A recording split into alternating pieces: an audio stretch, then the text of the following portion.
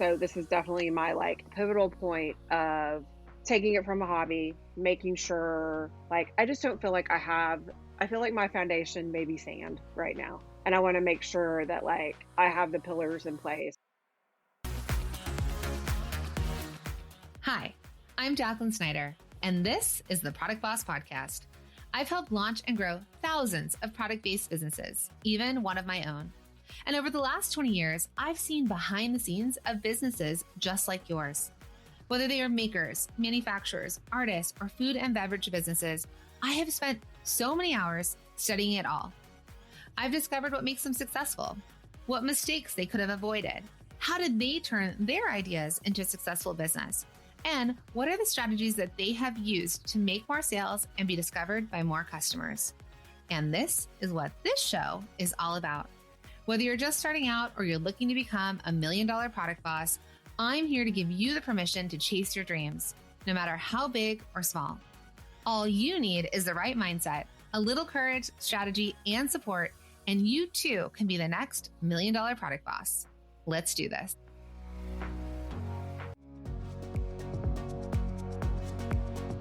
Hey, Product Boss. Now, welcome back to another coaching session where I coach our students that are part of Multi-Stream Machine, and they come on the show and then I start to coach them in their business. And so people have been loving these episodes where it's kind of like a peek behind the curtain at a coaching session. And so many of you love them because it feels like I'm talking to you. So today I'm chatting with Julie of Whatsoever Things, and she sells beautiful and amazing unique custom gifts for every occasion. Now, Julie started her business around 9 years ago as a hobby, and this really began out of a way to help others make every occasion special and spread joy. Just like her mom did for her when she was growing up, and her mom would give her all these amazing handmade gifts. Now, if you know Julie, like I know Julie, she wants every person to feel so special. She loves unique gifts. She loves things that are different than everyone else. And she wants you to feel special on your special occasions, like my birthday. She got me a cake and she didn't need to do that. And it was just so thoughtful of her, but that's how she is. And it comes through so clearly in her business. And so it's a beautiful, beautiful business that she's growing here. Now, while Julie's been in business for a while, she's been treating her business like a hobby. And she really needs to think through, how can this hobby transition into a full-time business that can support me full-time, right? She's been working and she's been relying on income from other places, but right now there's a big transition happening in her life and in her business, and she needs to step out of hobby and into running this thing like a business, making money from this money-making machine so that she can have this business be the source of her income. But to do this, Julie needs a plan. And right now she's unsure of where to start or what steps to take next. And so that's what we're going to figure out today. So let's dive in. Hey, Product Boss. So listen, when it comes to running your product business, do you ever find yourself wearing all of the hats, including Santa's hat? Not to mention the number of sales channels and platforms you've been trying to keep track of while being the boss of your business, a marketer, a seller, a shipper, a fulfiller. I know the list goes on. So if you're saying, yeah, Jacqueline, that's me, then you aren't alone. Just want you to know that first off and foremost. But don't worry, because I have the perfect solution for you. It's HubSpot's all-in-one, easy-to-use customer platform so that you can keep track of and grow your business in an easier way. With HubSpot, you're able to write blog posts quickly with AI, build better leads with in-depth campaigns, create deeper connections with tracking tools, and improve your customer service with assistance from AI-powered chatbots. Sounds like a dream, doesn't it? Well, let's turn that dream into a reality. Visit HubSpot.com to learn more. So you're doing about 9,000 a month right now. Your goal is 30. Your biggest struggle is getting out of being the neighborhood person. You mean you just want to expand? You want to grow? Yeah, I want to grow. And I think truly it's taking it from a passive hobby to the full-time CEO. So this is definitely my pivotal point of taking it from a hobby, making sure I just don't feel like I feel like my foundation may be sand right now. And I want to make sure that I have the pillars in place. I mean, I've been in business 9 years, but it's all been built on just naturally, if that makes sense. Yeah. So when you're making the 9,000 a month on average, right? How are they finding you? Who's buying from you? Where are they buying? Give me more info on that. I would say like 80% is probably in my neighborhood or in Dallas. So when you say my neighborhood, give me more information on that. Oh, so I live in a portion of Dallas called Lake Highlands. So like it's just there, it's probably like there's one big high school. So like that graduated 700 kids this year. It is an active like stay-at-home mom community. So there's I do have reach into Dallas because I mean it's Dallas too. Most of my business is people coming to my house to pick up. So it's definitely within Dallas. How I get customers in Wisconsin and New York and things like that, I have no idea. Where are they buying from you? When you say Wisconsin, New York, are they going to your website? Are they going to your Instagram? Like, where are they finding you? They're going to my website. Okay, so they're buying on website. Yeah, they're definitely going to my website. I have like 5,200 Instagram followers, and I think we're at 2,500 email subscribers. What about the response? So sending the emails, what's happening with the actual, like, what's happening from the emails? I am not 100% sure yet. Okay. So every time I send an email, about 100 people unsubscribe, but I'm constantly working on growing my email list. So it's the same way if you look at your insights on Instagram, like there's a net zero, right? Sometimes, like, and if you even look at the more I post, the more people unfollow and then the more people follow because they're just able to curate their own content. They get to choose, what do I want in my inbox today? I actually recently did start just like unsubscribing from a bunch of different things. And I'm like, I'm just not into it right now. So don't take it personally. It's the state of their inbox. Now, what we want either people not to open them, but to see the subject line in their inbox and just remember whatsoever things exist. That's number one. You message someone, it just reminds you of them. Second thing is like if the subject line is the right subject line at the right time for that customer, they're going to open it. So right now I'm getting a lot of emails about like still sales because we're going into Labor Day, so there's still kind of like summer clearance sales. So if you have a reason you need something summer clearance or you've been waiting, okay. But they're not switching over yet so much into, I'm kind of almost waiting for new like holiday collections to drop. I actually think like Starbucks at the time of you and I doing this has not launched their fall line yet, but they will. I think it might be next week. And that's when they're transitioning into the new fall collection, what's new. And then they're going to market to the what's new. So it's like, there's going to be these ebbs and flows to business where there's a time that you're really busy and you're going to push something new and you're going to let people know it exists and you're going to try and get them to buy. And then you're like, okay, they're not buying. I'm going to clear it out. So I'm not sitting on inventory. And then I'm going to come out with like the new launch of like fall collections here, gift giving season is here, Halloween is here, whatever it is. And then people get excited about the new. And then there'll be the fast buyers, people who buy fast. There'll be people that need to see it in more places. There'll be people that might wait till sales and there'll be people that won't buy, but maybe they'll buy the next time you offer something. Maybe they'll buy next Mother's Day, right? So I just want you to stay consistent and keep going and keep gathering people to add to the list. So the people that drop off, they're self-selecting out and that's okay. Yeah, and I did start from the retreat. I did start doing launches. So I did a back to school launch in August 1st. We did a back to school launch. Also, everything is on my website, which was a huge win from when we met. So my things were make sure all my inventory is up to date and sending emails. So I feel like I've pretty much done all of them. So, and then we're doing a fall launch, which is mostly like Halloweeny fall stuff. I mean, if I launch, I feel like for me, if someone sends me something Halloween right now, I'm like, it is 106 degrees in Texas today. But there are people excited about it. There was this whole TikTok trend called October, and people were buying Halloween, through that, and it's earlier in the stores. And there's going to be like you and me that are like, I'm not ready for that yet. And there's gonna be people that are like, it's never too early to put skeletons in my house, right? I guess that's true. Yeah. So we're launching our fall stuff the 15th of September and then gift giving holiday November 1st. So I am planning out some product launches. Do you have the ability to change those dates a little? Oh, yeah. Okay. I would bump your fall collection to more in the beginning of September. Okay. Sooner the better because that's what you're going to start seeing like everywhere. July and August. Well, July really tends to be transition, which means like that's why all the back to school was happening. You can't even get back to school anymore, even though some kids are literally starting school tomorrow still, but that's like cleared out now. If you were to go to Target, back to school is cleared out, space is opening, and they're putting Halloween in. So we kind of have to operate marketing a little bit earlier. So I would launch your fall sooner in the first couple, maybe after Labor Day or the first couple weeks of September. And then your gift giving way before, because November is already like Cyber Month. People are putting everything on sale. I want you to have time to sell your holiday gifts at full price And people are buying because they're buying full price. And then the people who kind of like hold out, they will come closer to the holiday season. That'll be kind of like their last minute buys. So I'd probably tell you September would be your fall launch. And then by mid October, you're doing holiday. Okay. Those were just like arbitrary dates that I'd kind of set in my head with my social media person. So that's another thing that I feel like I've really leaned into. And I think I said this at the retreat too, is, and I don't remember when you said this, I think it was like a year ago. You were like, find things. So she's definitely, I've seen the growth in my return on investment with hiring somebody to do things that I'm not good at and isn't my expertise. Okay. So what we're going to move to, I'm really proud of you, but what I want to move to now is kind of get some of your questions answered. You are in this transition time. So you want to take this from a hobby to a company. So if you want to take this from a hobby to a company, then we actually have to start to think like a company. You need to start thinking like a CEO. Okay, you need to think about your money like it is so valuable because it is, but it's not as available because there's not a salary right now. Now you got to make your own money. So, and I think you could also be like, you're also very good at giving advice and stuff. So I want you to take a moment and like give yourself some advice. Yes, you, Julie, can make everything. And yes, moms from the neighborhood can come to you and say, can you make me this?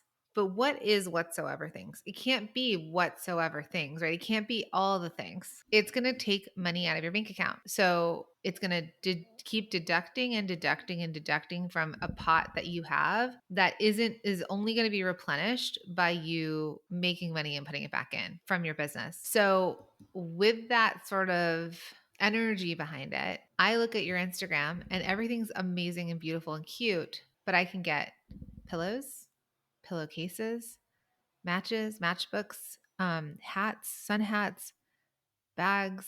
I've only gone through your grid, 6 things on your grid. I can get disposable party cups, clipboards, matches, notepads. I mean, it keeps going. Beach towels. So the thing I want you to think about is what do we want to be known for? Like what kind do you want to be a party store that I can come get customizable party stuff at? Do you want to be a lifestyle brand where it's, the bags and the nightgowns and like, cuz there's kids on here and baby, there's just so many things. So I think you putting on the boss hat for a second, you could potentially expand again in the future. But right now, when all our eggs are going in this thing, we need to make sure we protect them. So I want you to start kind of like feeling through if I were to be like, go to whatsoever things for what? What am I sending people for? A custom, unique gift. Custom unique gift. Okay. Now let's dig deeper. Who's the customer for these custom unique gifts? Like who's the receiver of them? That is probably where I feel like my foundation has been built on sand, is that I haven't defined my customer. So, really, who comes to me are usually moms that are looking for a custom unique gift, something that they're not going to get at Target, they're not going to order on Amazon. They want something special to be gifted to their receiver. Who though? Who is their receiver? Oh, I mean, obviously, in the last 3 months, it's been graduation gifts, so it's the high school senior, it is your best friend that Are they women? Are they gifting mainly to women or girls? mostly they're gifting to women. I have definitely been trying to find more men options because I feel like that isn't available anywhere. Nobody has a custom gift for a guy. Okay, but we're not doing that yet. Yeah, I have a few things. Um, I don't want you to do it because okay. your branding and your product offerings have to switch over to the more masculine men's giftable. You're either going to be more generic, but your essence and feeling and website and everything is very feminine. You're the southern hostess. So again, this goes back to just because you can doesn't mean you should. Let other people do men's gift stuff.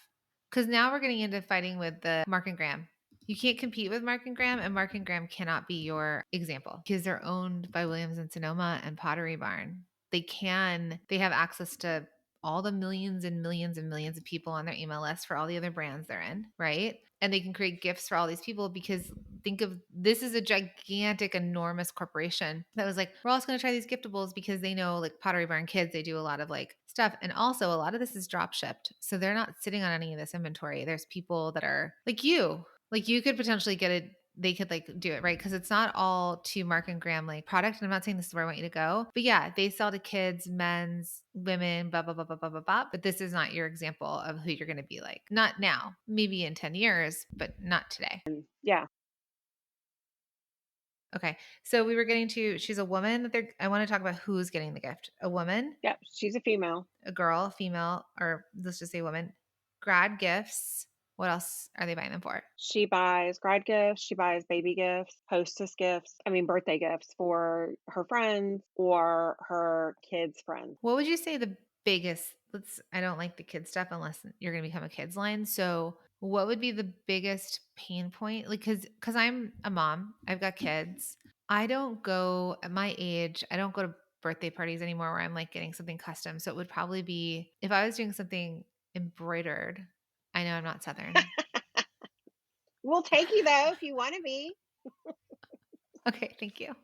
No, but I'm saying that like from a giftable perspective, it would have to be like a special gift, either like someone's getting married, a baby shower, but I feel like I'm too old for baby showers now. Like less people I know are having babies. So, that this like helps you to hone in on like, are you helping people give gifts to people with younger people in their lives, like these 18-year-olds that are graduating, people who are getting married, then we're kind of like, not that we're like grandmas are buying it, but I'm in this weird age that I don't have those events to go to right now. So I actually wouldn't be your ideal customer for gift giving. Is it something she buys herself or really it's for gift giving? I would say most people buy it for gift giving. Okay. I mean, some people do buy things for themselves, like, and that's where like the pillows, I feel like that's the unique part that people look for is, oh, well, I know Julie's going to have these amazing, unique pillows at Christmas or whatever. I feel like really it's like the unique part is what they get when they purchase something that I source. So none of my products I make, I mean, none of my products I have a patent for, or, that would be great, but that's also 10 years down the line. I'm not doing it now. So I'm adding something to everything to make it so it's my ability to find maybe things that not everybody else carries or to put on, like a little jewelry box. People are like, oh, that's so cute. They can't go to everybody and buy that. Or an acrylic tray. Oh, not everyone's gonna do that. I feel like know other people have done it too, but like the shadow monogram, that's kind of my bread and butter is the shadow. And really the customization. There are some things that I'm like, this is A and it comes with B and that's it. But most things it's like, well, what would you want on it? Because that's what people want is that unique gift to stand out when they don't necessarily have the thought process of the gift giver. So I have always been a gift giver. My family knows and my friends know that I'm going to search for like the best gift. It's going to be something that I know they want and when I find it, I might find it in July and for Christmas that I'm going to have something like that. So I think that's why people come to me. That's the person that comes to me is the one that doesn't have time to find the unique gift to hunt it down. And so they come to me. So what I heard you say were you sell unique gifts to women for women. What I see is I feel like you sell a lot of things, not because I don't want you to be this like one-stop shop that they're able to find the things that they need, but because of the current state of your business, I want you to get more honed in versus like more maybe collection based. Like you said, like you're going to curate the gifts of the season versus having all the gifts. So it's like, how do you become like maybe like you're helping people become the ultimate gifters of the season where like whatever the season is and whatever you need to get someone, like that's the gift that people still talk about. It's more bird's eye view in. I mean, I do tend to see, I think one of my coaching powers is like I can kind of see it and then like hone in on more of an idea. I just kind of like ping into it. But the differentiator between you and anyone who can customize. Like my mom can customize too in the way that like she has all the machines and if I want something sent to her, like she can do it. She's not doing a customization business, but she can, you know, but she kind of was getting known for like bags and accessories. So there could be an element of you looking at Mark and Graham. I mean, they're not as unique, but they have gift guides and then they have bestsellers. So if we look at their bestsellers, like best selling gifts, we can go get some information from them. So if I were to ask you, if we think back again, back into your company, what are the things that are special because you're a good gift giver. So what are the things that you would be like, "Oh my gosh, I have these things that people just like absolutely need that I have in my lineup." I think that people love but this is a boy gift. I sold probably, I have no idea how many Texas flags this year. So being Texan, not that I ever want to advertise made in Texas sometimes, but the Texas flags, people were coming from all over to me for these monogrammed Texas flags that boys are hanging in their dorm room. Yeah, that was my number one my number one boy seller. How do you know it was for boys? It's usually what people are buying it for based on what they tell me and the type of monogram that's going on it and the pictures that I get afterwards. And that's just been a boy gift. And I'm sure other states' flags would sell great too, but I live in Texas. There's certain states. So you're correct in the way of like not all states are as prideful, let's say, as Texas. So okay, so that Texas flag, but let's what else? I think the bouquet sashes. So that definitely was another top seller that I have. So it's like it's for prom, it's for homecoming, it's the ribbon that would go around your bouquet and it's monogrammed. And so it becomes more of a keepsake. And that is a word I've never thought about using. The pillows do. I need to search by category. And I think that's part of my questions that I have is like with my Sandy foundation, like what things would be helpful to have in place to know better of like what my best sellers are besides sorting and Shopify and knowing that a Texas flag sells well, but like the category of pillows sell well, or my category of baby sells well, or my smocked clothing that people love. Okay.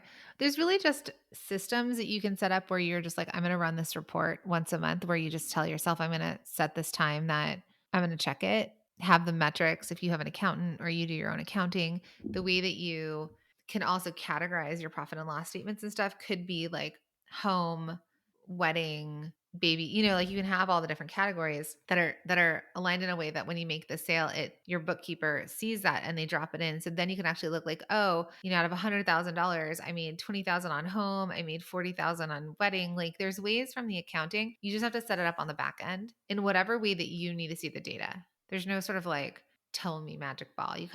We have to know our numbers because we have to know our numbers. Right. And I think that that's part of too is that I haven't needed to know my numbers because it's been passive. It's just been but now it truly is like, okay, well, I made a flag. It has a X number profit margin.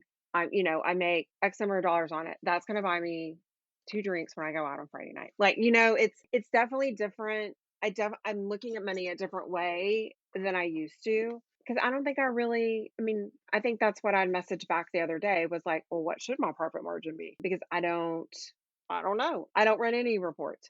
So, I think that is going to the other things to have in place. Like, would a bookkeeper be helpful? I have an accountant, but I mean, You can ask your accounting company if they have a bookkeeping service. A lot of times that's easier because they can kind of like do the numbers all year with you. And then when it comes to accounting or when it comes to tax season, it's done. They've been doing it monthly versus like you having to catch up on the whole year. I think one of the big things that took me the longest amount of time was doing my books, was sending invoices, was filling out like purchase orders. So if there's parts that it's not as much of a strong suit for you, so you can just resource some people to see. But maybe I mean you're making good money. So I want you to see just like, it could be a couple $100 a month and it might be worth it to you to get that kind of I service. think to have a better insight into my numbers, I mean, I can do math in my head, but doing math in my head and being good with numbers are two different things. It's just reports. So it might even just be looking at the kind of reporting that you can get out of Shopify or if you use QuickBooks where you're like, just print me a report that you actually just tell yourself, I have to look at this. So if you can divide it up by categories or you look at like top products sold, just look at them and then like be surprised because sometimes we might think in our head, like the sashes are doing well because maybe the sashes did really well in May when you were doing graduations, but it's been a couple months since then and maybe they're not still selling right now. Do you see what I'm trying to do here? I really want Julie to focus on what she's selling and what makes her products unique. Because, as I like to say, if you're selling to everyone, you're actually selling to no one. Right now, Julia is offering so many different items and she's trying to make everyone happy. I mean, I know a lot of us feel this way, right? We want to make everyone happy with all of our products, but she's actually spreading her products too thin and she doesn't know where she should focus. But when it comes to being able to transition and shift your mindset from hobby to full-time business owner, right? Boss of your business, you need to know which products you're going to focus on, who your ideal customer is, and how you're going to position your products to stand out from the competition. As I told Julie, you figure out where to focus by digging deeper into your customers' pain points, analyzing your competitors, and knowing your numbers. Does that make sense? So now let's take a look at Julie's website and see if we can figure out a plan to increase her online sales. Yeah, no, that's true. I looked at, I guess I was looking at my, so not everything has always been on the website. So where I'm trying to steer that way. And then I do a lot of like one off personalized things. So that I'm trying to not look at those things in the Shopify. I mean, I know how much they make, but I did look at like the last year of products to see what I sold the most of. But I never looked at that until this week. Okay. I mean, these are the things like it's okay if you've got so many things on your plate. It's okay if you haven't looked at them because you're doing it now. It is what it is. So, what I actually think I want you to do as you're thinking about like transitioning this and kind of where we started to where we are going to be right now is you can go to a company like Mark and Graham or any other competitor that you know exists that's bigger in the market. And I want you to just really analyze the brand, what they're doing. Because I think that, I mean, I think some real examples of what people have done and how you've helped them is something that, like, I was for sure looking for because, like, what steps did she take that helped her? What, or because of the customization piece of it. And then also, what, like, of my questions that I had, like, either a custom based or people that have gone from hobby to CEO. Yeah. So here's a company, Multi-Stream Machines didn't eventually like make millions and millions of dollars on Etsy. And she does all of this custom stuff. And still her when she joined, it's because she realized she had all of her eggs, like millions of dollars in eggs in the Etsy basket. And she's like, I need to do a website. I need to get people to come shop from me. But they are really while they can do everything, and I remember coaching her at a point where like cutting boards, custom cutting boards, which I bought from her with like my grandma's handwriting, writing out like her cheesecake recipe, I could get engraved in these cutting boards. She's very much operating like an Etsy business, which is very similar to how yours is kind of operating. Now she's in Texas too. She has a gigantic facility and factory. There's no like consistent thing here. They sell a lot of things, but they'll kind of know what's really trending. These big signs, these like name signs for the walls, ended up being the thing that they did. But she has hundreds of thousands of dollars in machinery. She's got team that are doing all of this. So you can keep making and selling all the things. It's just that you're going to need volume and a lot of people because you can't do it all yourself. And they do have some men's stuff that I always thought was kind of cool. Like they had like an engraved men's hammer and things like that because they're going what I was trying to explain to someone yesterday was the Etsy mentality is I have to have everything because you're casting this wide net. You're like throwing spaghetti at the wall because somebody's coming on. They're not when you're on Etsy, you're not looking for a brand. You're not looking for Mark and Graham. You're looking for something you're actually looking for, like men's personalized gifts or baby shower gift, right? You're looking up something that you're searching for, and then a bunch of stuff that's connected to that keyword is going to find you. You're not attached to the brand, right? Like it doesn't matter who does it. You're going to look at it and it's going to be what the picture looks like and the pricing on it and the reviews.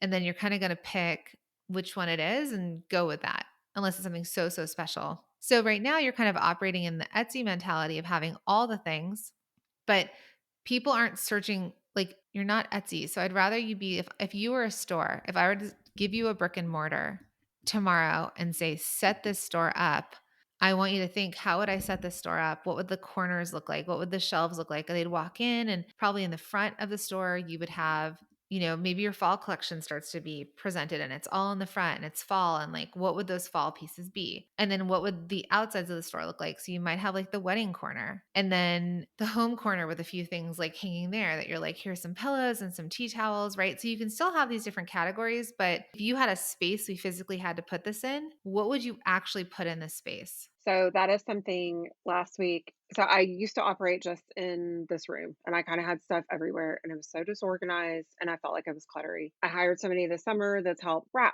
That's another thing. Like I wrap everything before it goes out the door. So I am setting up, I call it a showroom in my dining room. And I think that that will, from what you just said, setting up a shop. I mean, it's not going to be a brick and mortar, but if I set that up, then it'll help me narrow down my categories. I love that because then you can think I'm walking on Main Street, USA Street. I see a store window and it's this beautiful, unique gift shop, whatsoever things. Like I can come in and I can get gifts there. Do you do men's? Maybe there's a couple pieces that are like unisex. Maybe around Father's Day or Christmas, you decide you're going to come out with a few things that are like solve a problem. But the aesthetic of your brand is going to be very much whatsoever things. And so the majority of the room is going to look like if I were to put Mark and Graham in a room, it's going to look very different than Daily Disco's room. So then if I were to put whatsoever things in there, and then who would be the lady that comes in? What would she be dressed like? What would be her feel, right? Cuz she has to be attracted to the store window to walk in because maybe she's into it and maybe she's not. Maybe she's into like super minimal Swedish design, right? Not your person. Not your person.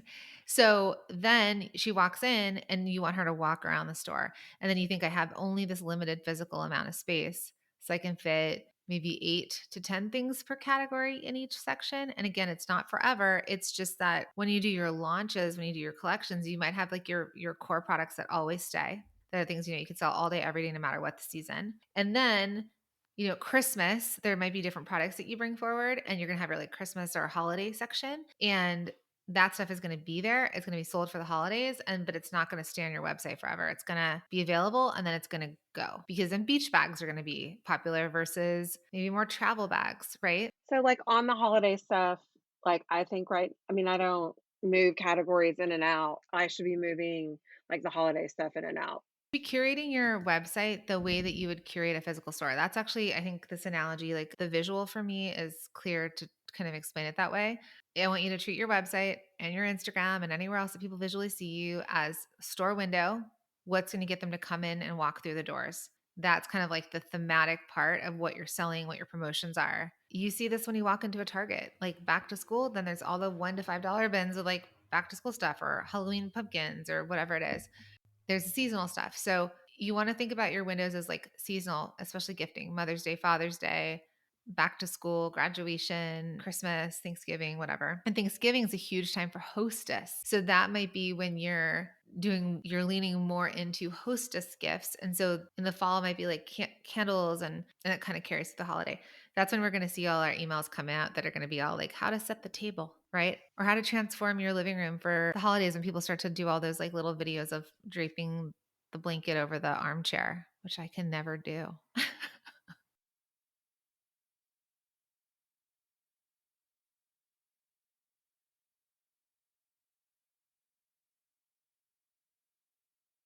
But right? And so you can do a whole thing on that. And so you just think about like what is the market telling you they want and need, and that's the thing you're going to market towards and put more of it in front of them. Yeah, you shuffle things around. Your website, your Instagram, wherever you're selling does need to be aware of what's currently happening in the market. It cannot stay stagnant. It's not a one and done. It's a store that you imagine people walking into every day, and you are shifting store windows and what's up front and what's in the back. Bathing suits are available, bathing suits are on sale, right? Bathing suits are gone from the stores. It You can't go into a store and get bathing suits all the time unless it's a bathing suit store only. Okay. So what other, because I know the question was pretty broad about basically how to take this from a hobby to a company. What I see is a lot of the curating and being known for something and honing in and more seasonal marketing, more like solving problems through your gifts by saying like, hey, it's the season, here are the gifts for you, and not making everything for everybody, but being kind of knowing the essence of who your customer is. You already know that, I think, innately, but then it's creating plans around it, launch plans, like we just did in the very beginning. When you're going to talk about fall, your website's going to switch over. your categories, how people see it. I want you to pay attention to other people's websites and how they shift and change. Like opt into email addresses or opt into emails. And then when you get the email, go click on their website and be like, can I see? Are they marketing this? They are. And then go look at their Instagram. Be like, yep, it's on their Instagram as well. Did you catch that? You should curate your website to the way that you would curate a physical store. That's like a big old tip right there. Meaning, you need to constantly be updating your website to not only improve the customer experience, but to keep putting and making your customers more aware of the products that they should be buying from you in the moment. So in Julie's case, her best option is to focus on creating collections and categories with her products so that she can lean into seasonal marketing to grow her business. Knowing how you are going to set up your website, right? And knowing how to set up your website and what products to feature goes back to knowing your ideal customer, their pain points, and if your product is season-based or not. Sometimes it's not about selling all of the things, but it's all about focusing on collections or categories that make sense at different points during the year, and by marketing those products to your audience accordingly. Remember, if your website is staying stagnant throughout the year, you're missing out on potential sales. Hey friend, it is podcast recommendation time again. I know we're obsessed with podcasts here. I know you are too, because you're listening to this podcast. So this month, I am absolutely loving and I'm all about the Talking Too Loud podcast. And it's hosted by Chris Savage and brought to you by the HubSpot Podcast Network, which is the audio destination for product business professionals. Chris, which is Wistia's CEO, takes you inside the minds of entrepreneurs as they share the hilarious, informative, and most challenging aspects of building more human brands. It's hilarious and informative and also challenging. I know, that's entrepreneurship wrapped up into a few words. Now, one of my favorite most recent episodes is where Chris chats with Joanna, and now Joanna is the owner of Copy Hackers, who discusses the art of creating copy that converts and drive results, which is exactly what we all need. This is a really cool episode. I think it's so informative for those of you that are in the product world and something I know so many of you want to learn more about. This episode has some amazing takeaways and nuggets that will help you improve your copy, so be sure to tune in. Listen to Talking Too Loud wherever you get your podcasts. Now, back to the show. Hey friends. So how many times have you thought about waiting until the week before Black Friday to even think about your holiday promotion plans? I mean, I know. I'm not calling you out here. You're not alone though, right? Because there's so many other things on our plate during the fall and holiday season that when we finally get to that week before Black Friday, Cyber Monday, I know we're like, oh no, I got to figure this out. Well, guess what? Not this year. Now, I know that successful product bosses know that the key to making sales, growing their businesses, and making good money during the holiday season is to prepare, right? We want to prepare what we're going to make an offer around and to start to build their promotions now. So that's exactly what we're going to do together. Yes, together during our 5-day challenge, which is going to kick off on September 9th. So if you're someone who's wondering if a free training, if 5 days spent with me is really worth it, I'm going to say the answer is yes. We know that there's so much information out there and it's hard to tell what's actually going to move the needle in your business. But here's the thing. The Rock Your Holiday Promotions Challenge is 100% worth your time and energy because it actually creates results in your business. And that's not just me humble bragging. It's what we hear from our previous students who have shown up year over year over year and taken action on what they've learned. And they've seen some incredible payoffs. Okay, so like Jenny, who had been in business for 10 years and felt unorganized and all over the place, but after going through the challenge, she walked away with a roadmap and a clear plan. She said, I can actually breathe now, right? That breathing, that weight off your shoulders. Or how about Ashley, who never knew what she was going to sell or offer and was always last minute in planning for the holidays. But after attending the challenge and implementing what she learned and knowing exactly what she's going to sell during the holiday season, she was able to, wait for it, triple her sales from the previous holiday season. I know. This all sounds incredible, right? I have so many other stories to share with you. And you might be thinking, okay, cool, good for Jenny and Ashley. But what does this have to do with you, my friend? Well, let me tell you, okay? That is just a small preview of what you can do. What you can do after spending 5 days with me, learning how to turn your business into a money-making machine this holiday season. I know that you need more customers. I know you want more people to know your business exists. I know that you want to make more sales. And a small part of that is creating your promotions with us. But I'm going to teach you so much more over the 5 days together. You're going to feel so clear. You're going to walk away with a plan and your promotions are going to be built. And so don't forget, we start Monday, September 9th. It's totally free. And you can join us by signing up at rockyourholidaypromotions.com or just click the link in the show notes. I make it super easy and you can get all signed up and I'll see you inside. All right, back to the show. Okay. Yeah. I definitely think that's where I don't spend time is curating that. I've been more focused on getting the work done because I have limited time. And I think what is paralyzing me right now is what steps should I be following? Like, is there a checklist? Should I do X, Y, or Z? And I think that's where I'm getting caught up is, I mean, like, if I look at I've been a member of the multi-stream machine for 4 years maybe, but I'm like, I wanna make sure I'm using the right resources and not trying to, like, reinvent the wheel because that is the most annoying thing today is reinventing the wheel. I think the hard part is you think that there is a surefire, how does this work? Cut and paste. What worked for somebody else will work for me answer. That is totally yeah. What I wrote down was, much like in life, I want a checklist. I want a to-do list. I'm probably not gonna follow it, but if I had it, I could be like, "Oh, I need to have, like, an LLC," which I do now. I need to have an accountant. Okay. I need to report my product. I need to blah, blah, blah, all the things. And yes, that's what I think that's what I've probably said 100 times is, "Where's my checklist? I need a Jacqueline, checklist." just tell me what to do and tell me what they did so I can do the exact same thing. Yeah, obviously. Duh. Yes. It looks different because if I show you Daily Disco and I show you the other company, they are two giftable products with very different ways at it. One went on Instagram and like did really well on Instagram. Another one was huge on Etsy, makes a gazillion things, spent $30,000, $40,000 to build a website and joined Multi-Stream Machine so that she could drive traffic to her website. And so for you, it sounds to me like you want to move out of being the local company. Yeah. Okay. So, what I want to be able to do, and this is my very first step for you, is I want to be able to tell people go to whatsoever things for. And if it's just like for unique gifts, it's not different enough. So for unique, oh my gosh, you would love whatsoever things because like she has the most like amazing gifts for like like I don't know. If you were to say like I know you're going to love this. If you were to say like if you wanted to be like Reese Witherspoon and gift the most amazing things like Reese would, that's what whatsoever things would be. Right? And so if you can bottle that up into some sort of messaging, people know the brand aesthetic that Reese Witherspoon embodies, and then I know that I'm either going to gift someone like a Reese Witherspoon or I am that person and I get that aesthetic. So I think that's like the first part of really leaning into the aesthetic of whatsoever things, which is you, which you can bottle. You just need to put words to it.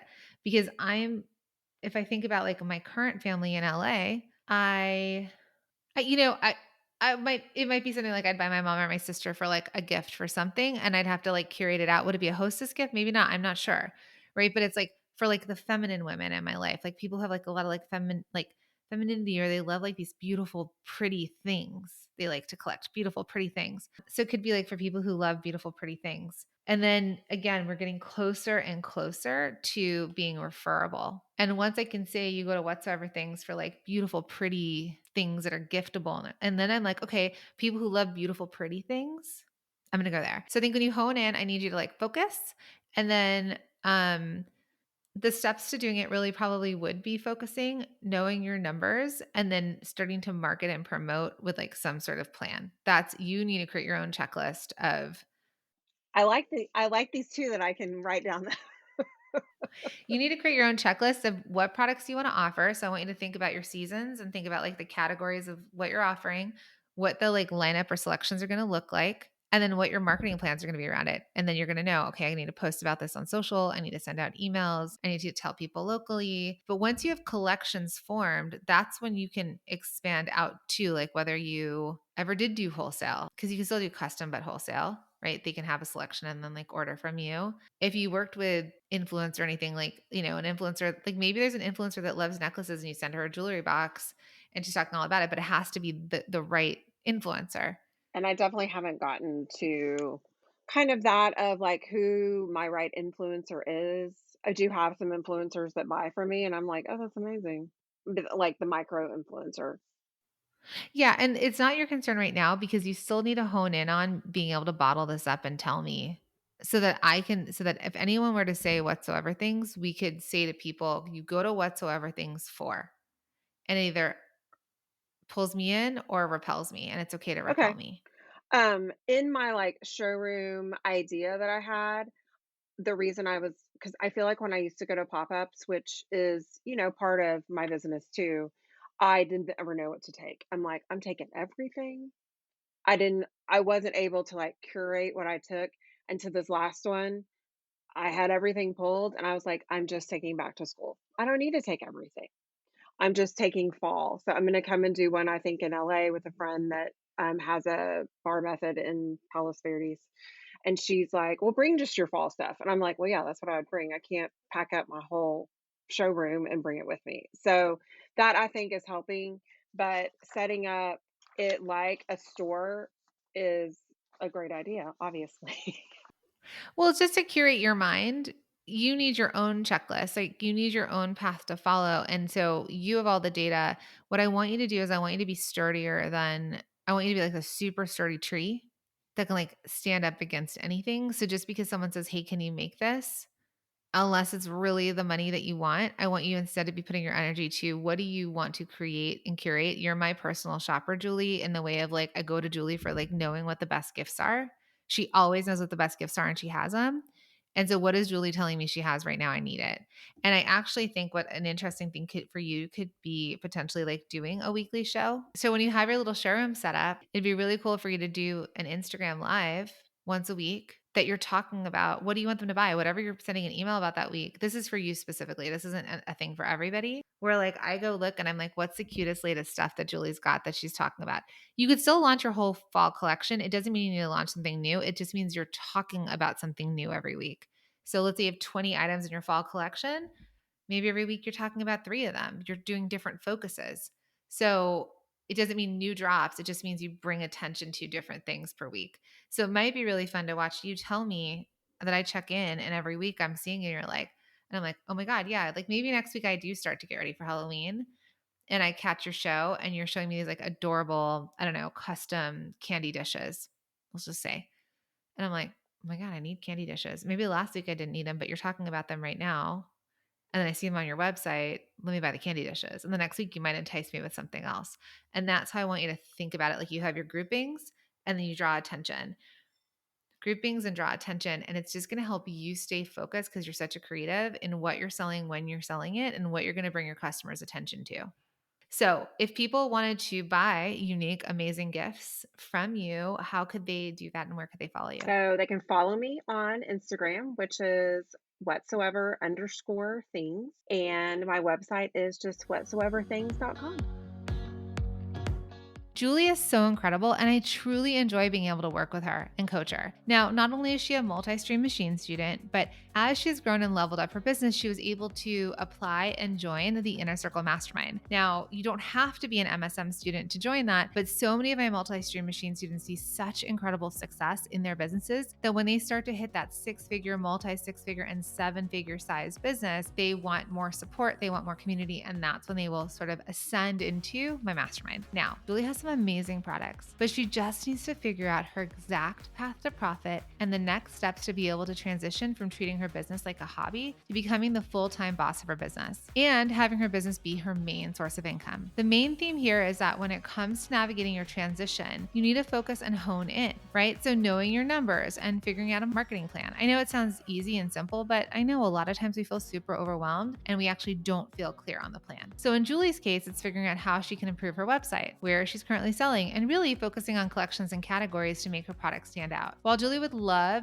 a cut and paste plan that's going to work for her business, what has worked for someone else may not work for her. And the same goes for you, right? I want you to hear me say this. The same goes for you, product boss. You need your own path to profit. You need your own checklist to follow, which will help you figure out what to do. This is exactly what we do inside of Multi-Stream Machine. In one of our very, very first modules, we create your path to profit, not Julie's, not someone else's, but yours. Because each of us has a different product that we're selling. We have a different lifestyle that we want. We have a different way that we want to sell it. And so each of you have your own path, and each of you can have success no matter what you sell, where you sell it, and what your marketing plan looks like. So this is Julie's path going forward to achieve becoming this full-time boss of her business, right? Relying on her business. And now it's time for you to figure out your own path. I believe in you, product boss, and I want you to believe in you too. And so I hope that everything that we give here on the podcast and in our programs is that support that you've been looking for. Now, if you are feeling an inkling to give back to the product boss, would you be so kind to make sure that you're following or subscribed to this show? Just hit that little button wherever you're listening to podcasts. That's step number 1. Step number 2 is if you haven't left a review for the podcast yet, I would be so incredibly grateful. I read every single one, and it is so informative. It touches my heart, and it makes sure that we are on the right track to what we're doing. Okay, so please leave a review for the podcast. Make sure to follow the show. And step number 3, if there's someone that you think would benefit from listening to the show, send them the link. Share the show with them. Share this episode with them, right? Those are my 3 things. Make sure that you follow or subscribe to the show, leave a review for the podcast, and share it with someone that you know. All right? Okay, so till next time, I'll see you then.